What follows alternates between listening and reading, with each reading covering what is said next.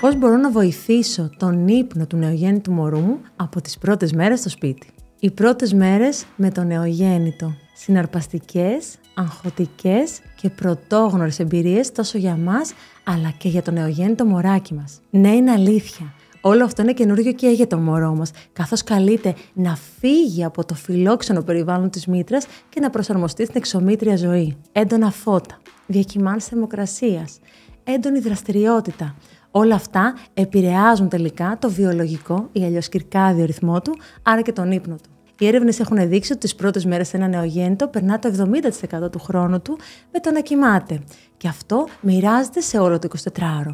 Ήδη από τις 2 εβδομάδες σταδιακά αυξάνονται τα διαστήματα ύπνου το βράδυ και φτάνουν τις 3 με 4 ώρες. Ενώ τα περισσότερα βρέφη από τις 5 εβδομάδες αρχίζουν και εμφανίζουν ένα συγκεκριμένο πρότυπο δραστηριότητας μέρας και νύχτας και άρα τελικά έναν πρώτο ανώριμο κυρκάδιο ρυθμό. Τι μπορούμε όμως να κάνουμε για να βοηθήσουμε τον ύπνο του νεογέννητου μωρού μας τις πρώτες μέρες στο σπίτι? 1. Εστιάστε στην ανάπτυξη συναισθηματικού δεσμού.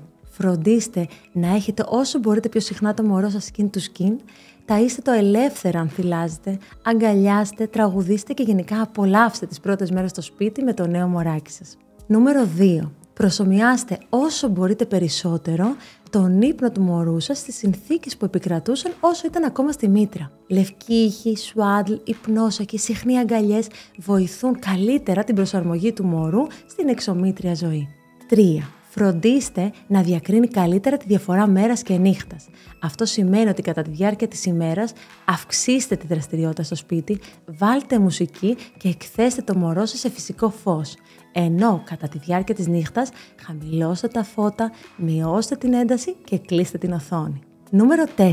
Μάθετε τα σημάδια νύστας του μωρού σας και φροντίστε να το κοιμήσετε συχνά και ανατακτά χρονικά διαστήματα κατά τη διάρκεια της ημέρας. Νούμερο 5. Ξεκουραστείτε όσο το μωρό σας κοιμάται. Ξέρω ότι ακούγεται κλισέ, αλλά είναι όντως πάρα πολύ σημαντικό να φροντίζετε να ξεκουράζεστε όσο το μωρό σας κοιμάται κατά τη διάρκεια της ημέρας ή της νύχτας, καθώς ο τοκετός είναι μια επίπονη διαδικασία και έτσι το σώμα μας χρειάζεται μια ανάρρωση το πρώτο διάστημα, ώστε τελικά να μπορέσουμε να βοηθήσουμε και το μωρό μας να αναπτυχθεί καλύτερα. Θυμηθείτε, η εμπειρία κάθε γονιού είναι διαφορετική.